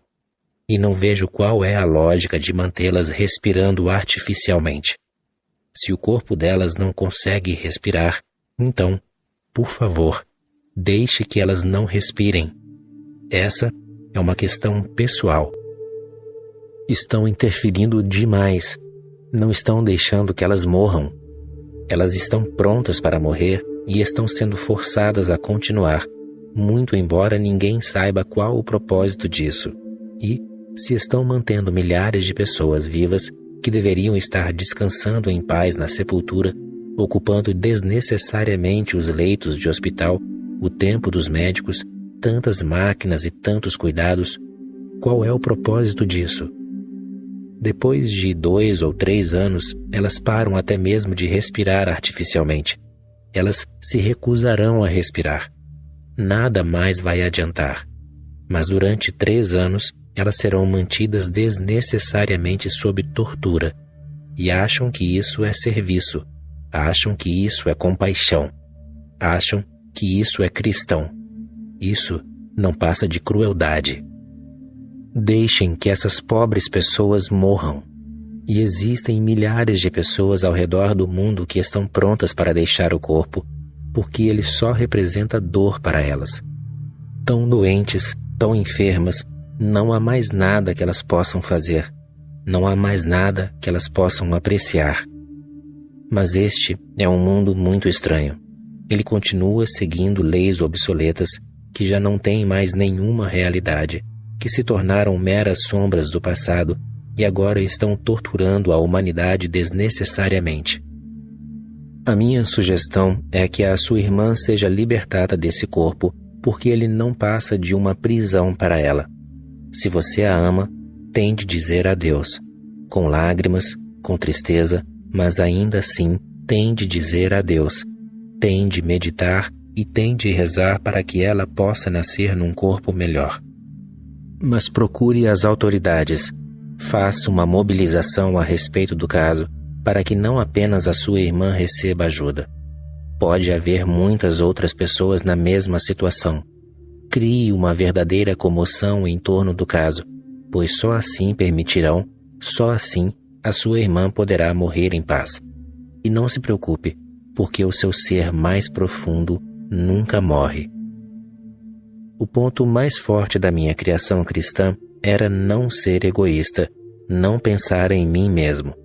Agora, ao me lembrar de mim mesmo e seguir o impulso de me voltar para dentro, parece que eu tenho de atravessar uma camada de culpa, confusão e desconforto. Você poderia falar sobre isso? Todas as religiões causaram um enorme dano ao crescimento do ser humano, mas o cristianismo é a pior delas, quando se trata de causar danos à humanidade. Eles têm usado palavras lindas para esconder atos medonhos contra as pessoas. Por exemplo, não ser egoísta. Dizer a uma pessoa que não conhece a si mesma para não ser egoísta é uma idiotice tão grande que não dá nem para acreditar que o cristianismo tenha feito isso durante 2000 anos. Sócrates diz: conhece a ti mesmo, tudo o mais é secundário. Conhecendo a si mesmo, você não poderá ser egoísta. Na verdade, você de fato não será egoísta e não precisará se esforçar para isso. Conhecendo a si mesmo, você não apenas conhecerá a si mesmo, mas também conhecerá o eu de todas as pessoas. Trata-se da mesma coisa, de uma só consciência, de um só continente. As pessoas não são ilhas, mas, sem ensinar as pessoas a conhecer o seu próprio ser, o cristianismo fez um jogo perigoso e que tem atraído as pessoas porque eles usam palavras muito bonitas: altruísmo, desprendimento, abnegação. Elas parecem religiosas, espirituais. Quando eu digo, primeiro seja egoísta, isso não parece nada espiritual. Egoísta? A sua mente está condicionada a pensar que o egoísmo não é espiritual. Eu sei, mas, a menos que você seja egoísta o suficiente para se conhecer, será impossível não ser egoísta. A falta de egoísmo é uma consequência de conhecer a si mesmo, de ser você mesmo. Aí, ele não será um ato de virtude, não será uma tentativa de ganhar recompensas no céu. Ele será simplesmente a sua natureza e cada ato de desprendimento, de abnegação será, por si só, uma recompensa. Mas o cristianismo colocou a carroça na frente dos bois. Assim, a carroça não anda, ela fica empacada. Os bois não andam porque a carroça está na frente e a carroça não anda porque só pode andar se os bois estiverem na frente, puxando. Isso acontece com quase todos os cristãos quando eles começam a meditar, começam a sentir culpa. Enquanto o mundo enfrenta tantos problemas, as pessoas vivem na pobreza, estão morrendo de fome, estão sofrendo de AIDS, você fica meditando? Você deve ser um sujeito muito egoísta. Primeiro ajude os pobres, primeiro ajude as pessoas que estão sofrendo de AIDS, primeiro ajude todo mundo. Mas a sua vida é curta demais. Em 70 ou 80 anos, quantos atos de altruísmo você pode praticar? E quando você encontrará tempo para meditação? Porque sempre que você começar a pensar em meditar, lembrará que ainda existem pessoas pobres, novas doenças estarão surgindo, haverá órfãos, mendigos. Uma mãe estava dizendo ao filho pequeno: não ser egoísta é um princípio básico da nossa religião. Não seja egoísta, ajude os outros. O garotinho e as crianças pequenas são muito mais perceptivas e lúcidas do que as grandes. Ele disse: que coisa mais estranha! Eu tenho de ajudar os outros e os outros têm de me ajudar. Por que não deixar tudo mais simples? Eu me ajudo e eles se ajudam. Esse princípio básico da religião parece muito complicado e desnecessariamente complicado. Na realidade, o cristianismo condenou as religiões orientais simplesmente porque elas parecem egoístas. Mahavira, o místico Jaina, meditou durante 12 anos. Ele deveria estar dando aulas numa escola ou trabalhando num hospital. Ele deveria cuidar de crianças órfãs, ser alguém como Madre Teresa e ganhar o prêmio Nobel. É claro que nenhum meditador jamais ganhou o prêmio Nobel. Para quê? Você nunca fez nada altruísta? Você é a pessoa mais egoísta deste mundo. A única coisa que faz é meditar e usufruir o silêncio, a paz, a bem-aventurança, descobrir a verdade, descobrir a divindade, libertar-se de todas as prisões. Isso tudo é egoísmo. Então, a mente cristã percebe que é meio difícil aceitar a ideia da meditação. No cristianismo, não existe meditação, só existe oração. Eles não podem considerar Gautama Buda um homem religioso porque o que ele fez pelos pobres, o que ele fez pelos doentes, o que ele fez pelos velhos, ele se tornou iluminado. Esse é o cúmulo do egoísmo. Mas o Oriente tem uma visão completamente diferente e muito mais lógica, sensata, compreensível. O Oriente sempre achou que, a não ser que você tenha paz, silêncio no coração, uma canção em seu ser, uma luz irradiando a sua iluminação, você não poderá servir ninguém. Você mesmo está doente. Você mesmo é um órfão porque não encontrou ainda a segurança suprema da vida, a segurança eterna da vida. Você é tão pobre interiormente que ali não existe mais nada além de escuridão. Como pode ajudar os outros? Você mesmo está se afogando. Seria perigoso ajudar alguém. O mais provável é que você afogasse a outra pessoa também. Primeiro, você tem de aprender a nadar. Só então você pode ajudar alguém que está se afogando. O meu modo de ver é absolutamente claro. Primeiro, seja egoísta e descubra tudo o que existe dentro de você. Todas as alegrias e todas as bem-aventuranças e todos os êxtases. E depois, o altruísmo será como uma sombra seguindo você, porque para ter um coração bailarino, para ter a divindade em seu ser, você tem de compartilhá-lo. Você não pode mantê-lo só para si, como um miserável, porque a avareza para o seu crescimento interior é a morte. A economia do crescimento interior é diferente da economia exterior. De acordo com a economia comum, quanto mais você dá, menos você tem. Mas, segundo a economia espiritual, se você não der, terá cada vez menos. Se você der, terá cada vez mais. As leis do mundo exterior e as leis do mundo interior são diametralmente opostas. Primeiro, torne-se rico interiormente. Primeiro, torne-se um imperador. Então, você terá tanto a compartilhar que nem poderá chamar isso de altruísmo. E você não vai querer receber algum dia uma recompensa aqui ou ali. Você nem vai esperar gratidão da pessoa a quem você deu alguma coisa. Pelo contrário, você será grato a ela por não rejeitar o seu amor, a sua bem-aventurança, o seu êxtase. A pessoa foi receptiva, deixou que você oferecesse o seu coração, as suas canções e a sua música. A ideia cristã de altruísmo é absolutamente estúpida. O Oriente nunca pensou da mesma maneira. Toda a história do Oriente e a sua busca pela verdade são muito longas e descobriram um único fato. Primeiro, você tem de cuidar de si mesmo. Só então poderá cuidar dos outros. A pessoa que fez a pergunta sente uma certa culpa. Ela diz: parece que eu tenho de atravessar uma camada de culpa, confusão e desconforto. Você poderia falar sobre isso? Trata-se de um fenômeno simples. O cristianismo levou milhões de pessoas pelo caminho errado, e o fundamentalista cristão é uma pessoa muito mais fanática e intolerante do que você pode imaginar. Hoje em dia, o Oriente esqueceu seus dias de glória, os dias de Gautama Buda e de Mahavira. Agora, até as pessoas que não são cristãs são influenciadas pela ideologia cristã. A atual Constituição indiana diz que a caridade consiste em ajudar os pobres, garantir a eles escolas e hospitais. Nenhuma dessas três coisas consta nos ensinamentos de Gautama Buda.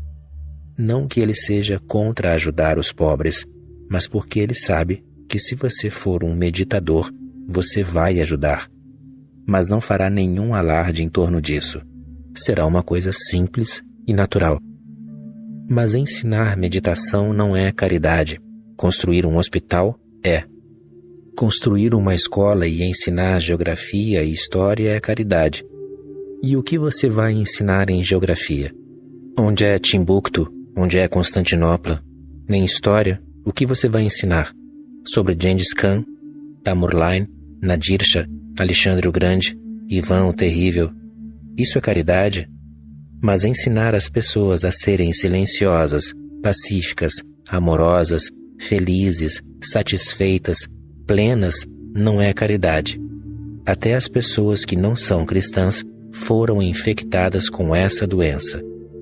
Mahatma Gandhi, pelo menos 3 vezes na vida, esteve prestes a se tornar cristão. Na verdade, ele era 90% cristão. O Dr. Ambedkar, que escreveu a Constituição indiana, achou durante anos que ele e os seus seguidores deveriam se tornar cristãos. Por fim, ele decidiu que eles deveriam se tornar budistas. Mas, em toda a Constituição da Índia, você pode ver o impacto do cristianismo.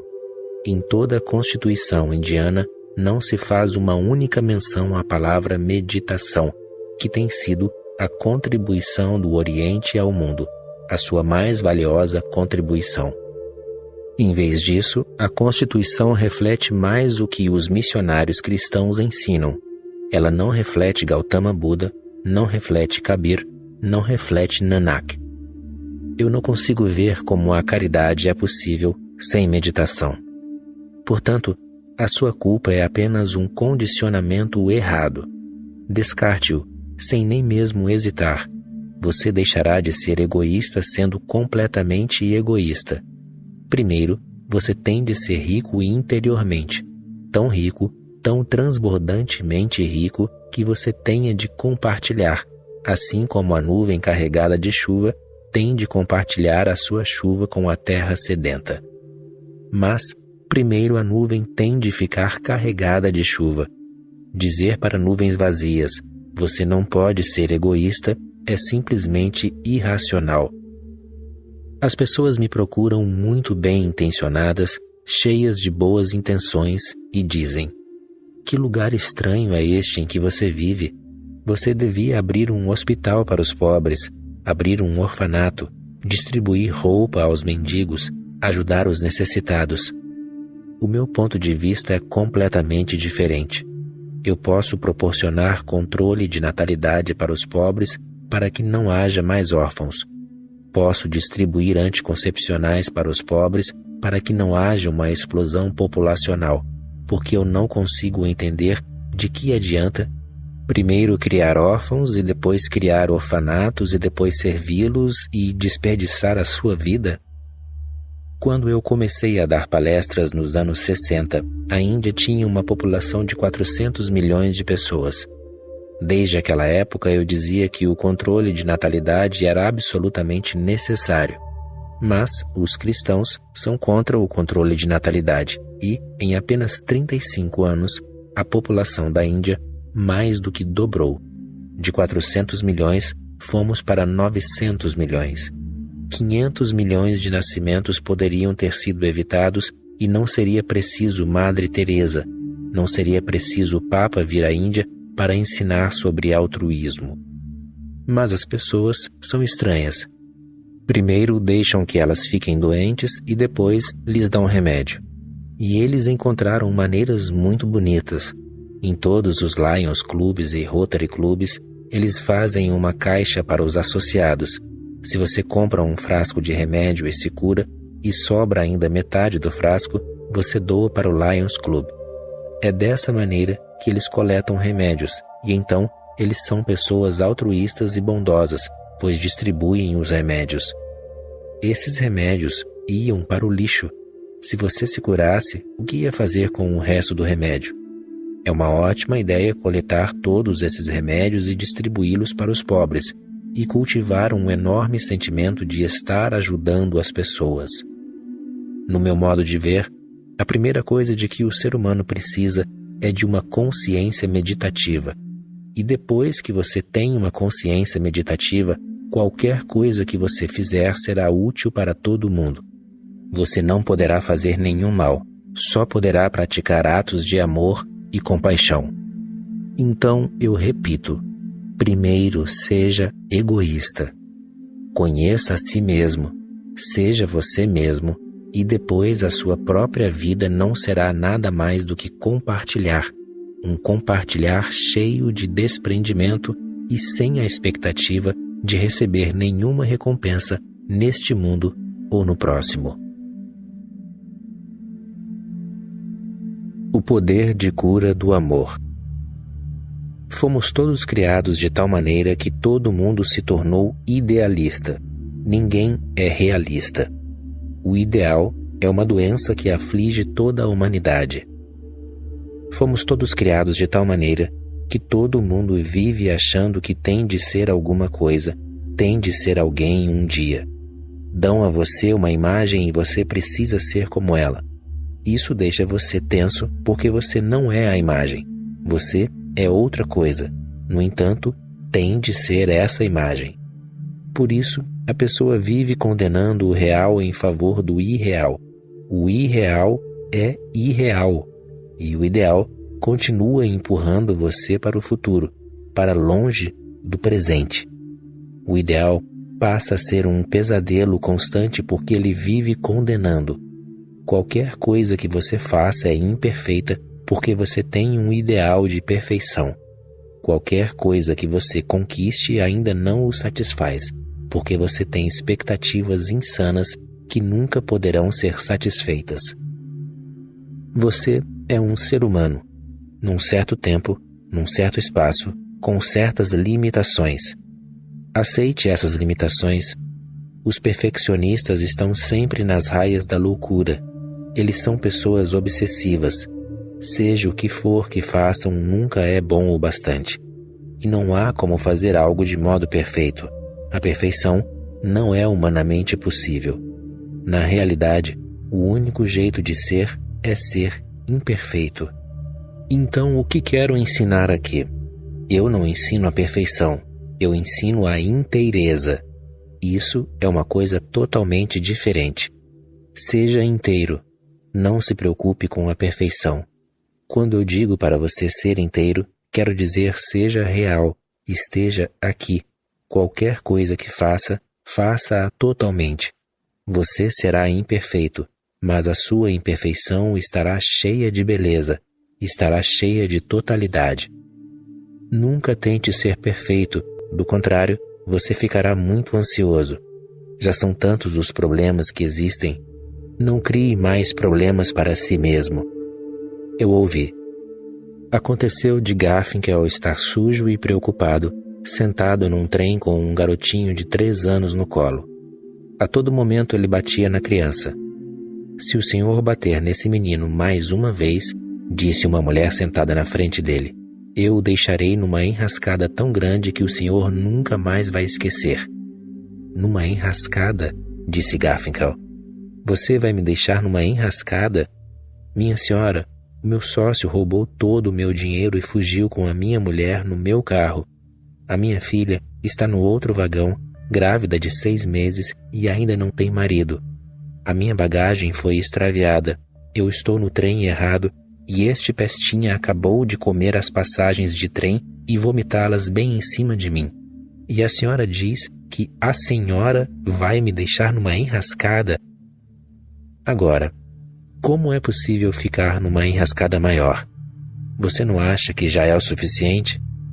A própria vida já é tão complicada. Então, por favor, seja um pouco mais bondoso consigo mesmo. Não cultive ideais. A vida já cria problemas suficientes, mas esses problemas podem ser resolvidos. Se você está no trem errado, pode mudar de trem. Se perdeu as passagens, pode comprar outras. Se a sua esposa o abandonou, você pode arranjar outra. Os problemas que a vida nos traz podem ser resolvidos, mas os problemas que o idealismo nos traz nunca podem ser resolvidos. Eles são impossíveis. Alguém está tentando se tornar Jesus. Não dá. A coisa não acontece desse jeito. A natureza não permite. Jesus é algo que acontece uma vez só, e só essa vez. A natureza não tolera repetição. Alguém está tentando se tornar Buda. Essa pessoa está tentando fazer o impossível. Isso simplesmente não acontece. Não pode acontecer. É contra a natureza. Você só pode ser você mesmo. Então, seja total. Seja você quem for ou o que esteja fazendo. Faça totalmente. Mergulhe nisso. Faça disso a sua meditação. Não se preocupe se vai ficar perfeito ou não. Não vai ficar perfeito. Se for total, já é o suficiente. Se for total, se você gostou de fazer, se sentiu preenchido, mergulhou nisso e ficou totalmente absorvido, então você vai se sentir uma nova pessoa, jovem, vigorosa, rejuvenescida. Todo ato praticado com totalidade rejuvenesce, e nenhum ato praticado desse modo pode escravizá-lo. Ame totalmente e você não vai sentir apego. Ame parcialmente e você sentirá. Viva totalmente e você não terá medo da morte. Viva parcialmente e você terá. Mas esqueça a palavra perfeição. Essa é uma das palavras mais criminosas que existem. Ela deveria sair do vocabulário de todas as línguas do mundo. Deveria ser apagada da mente humana. Ninguém jamais é perfeito e ninguém nunca será. Não dá para ver. Mesmo se Deus estivesse aqui e viesse procurá-lo, você não encontraria falhas na criação dele. Existem tantas. É por isso que ele está escondido. Ele quase tem medo de você. Falhas e mais falhas e mais falhas. Nem dá para contá-las. Você achará infinitas falhas. Na verdade, se tem o costume de procurar falhas, você não achará uma coisa certa, no tempo certo, no lugar certo. Tudo vai parecer uma balbúrdia. Nem Deus é perfeito. Deus é total. Ele gostou de criar e ainda está gostando, mas Ele não é perfeito. Se fosse perfeito, então a criação não poderia ser imperfeita. Da perfeição só poderia vir perfeição. Todas as religiões do mundo dizem que Deus é perfeito. Eu não digo isso. Eu digo que Deus é inteiro, que Deus é sagrado, que Deus é total, mas não perfeito. Embora Ele pareça estar tentando, como Ele poderia ser perfeito? Se fosse, agora o mundo já estaria acabado. Depois que algo é perfeito, vem a morte, porque não existe futuro, não há para onde ir. As árvores ainda estão crescendo, os bebês ainda estão nascendo, as coisas continuam, e Ele continua melhorando. Você não vê essa melhora? Ele continua melhorando tudo. Esse é o significado da evolução. As coisas vão ficando melhores. Os macacos se tornaram seres humanos. Isso é uma melhora. Depois o ser humano se tornará divino. Será ele próprio um Deus. Isso é evolução. Teilhard de Chardin disse que existe um ponto ômega onde tudo se tornará perfeito. Não existe. Não existe nenhum ponto ômega. Não pode existir. O mundo está sempre num processo. A evolução existe. Nós estamos cada vez nos aproximando mais, mas nunca chegaremos porque, depois que chegarmos, acabou. Deus ainda está experimentando maneiras diferentes, aperfeiçoando. Uma coisa é certa, Ele está feliz com o seu trabalho. Do contrário, teria nos abandonado. Ele ainda está investindo energia nisso. Se Deus está feliz com você, é pura bobagem ficar infeliz consigo mesmo. Fique feliz com você mesmo. Deixe que a felicidade seja o seu valor supremo. Eu sou um hedonista. Sempre lembro que a felicidade é o critério. Qualquer coisa que você faça, seja feliz. É só. Não se preocupe em ser ou não perfeito. Por que essa obsessão com a perfeição? Você vai ficar tenso, ansioso, nervoso, sempre pouco à vontade, agoniado, em conflito. A palavra agonia tem uma raiz que significa estar em conflito. Ficar o tempo todo brigando consigo mesmo é isso que significa agonia. Você ficará em agonia se não estiver à vontade consigo mesmo. Não exija o impossível. Seja natural. Fique à vontade. Seja carinhoso consigo mesmo e com as outras pessoas. E lembre-se, uma pessoa que não consegue amar a si mesma porque vive se condenando, não consegue amar ninguém. O perfeccionista não é perfeccionista só consigo mesmo. Ele é com os outros também. Um homem muito duro consigo fatalmente será duro com os outros. As exigências dele são impossíveis. Na Índia, havia Mahatma Gandhi, um perfeccionista, quase um neurótico, e ele era muito duro com os discípulos. Nem chá ele permitia. Chá, porque tinha cafeína. Se encontravam alguém bebendo chá no ashram, isso era um grande pecado. O amor não era permitido.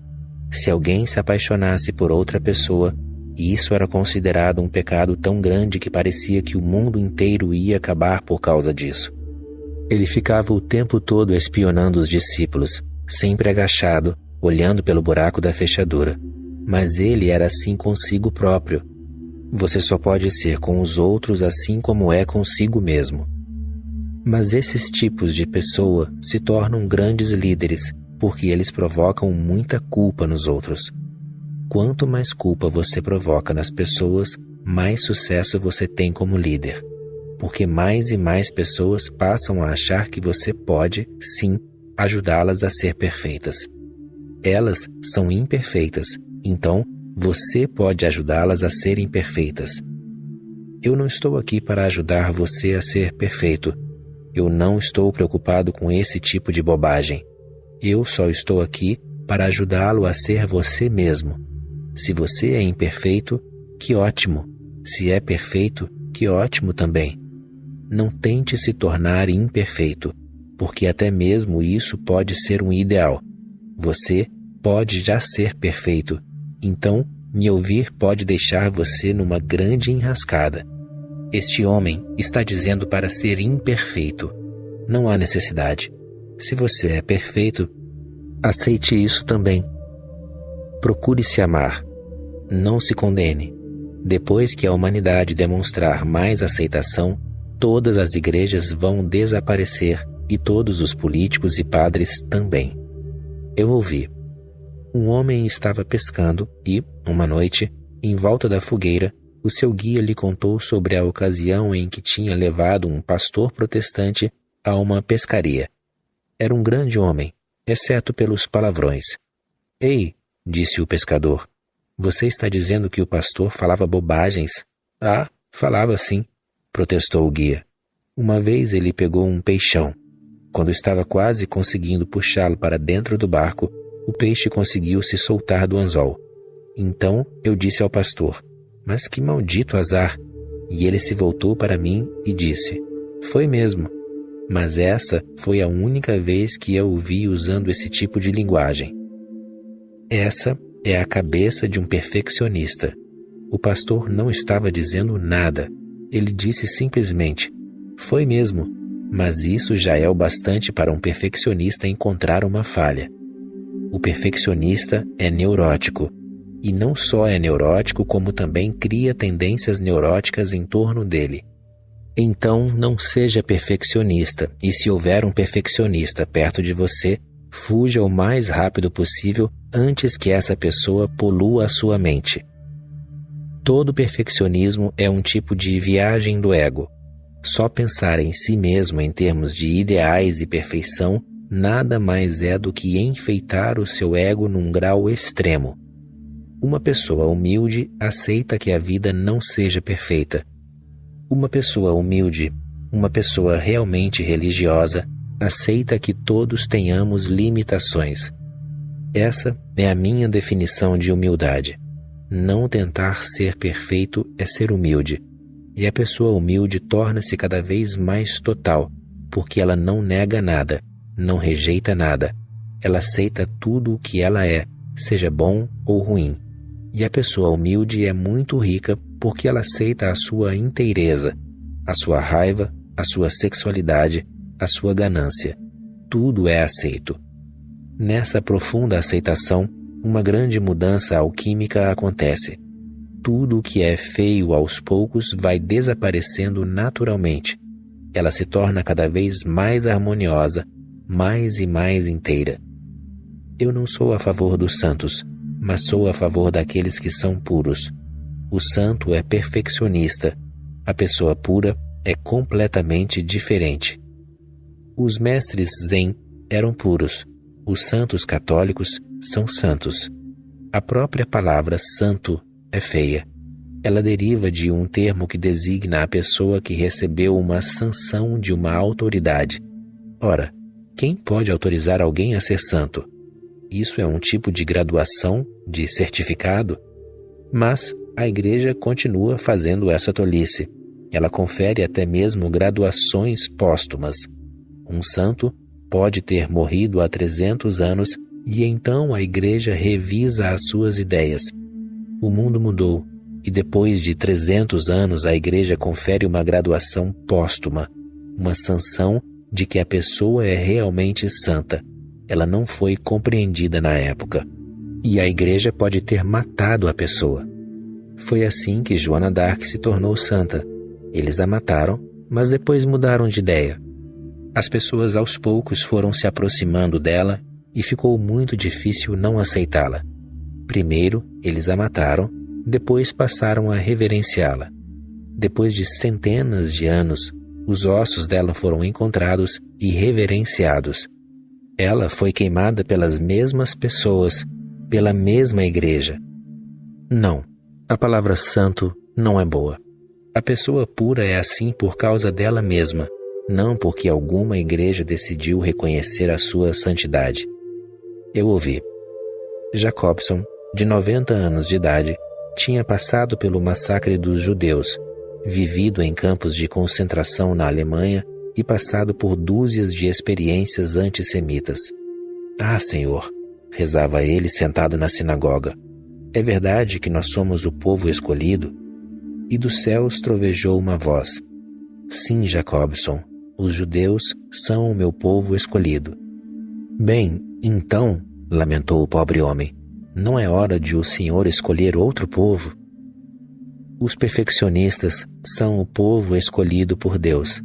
Lembre-se, na verdade, no dia em que você entender que está criando o seu próprio sofrimento por causa dos seus ideais, você acaba com todos esses ideais. Então, você passa a viver simplesmente a sua realidade, seja qual for. Essa é a grande transformação. Não tente ser o povo escolhido por Deus. Seja só humano.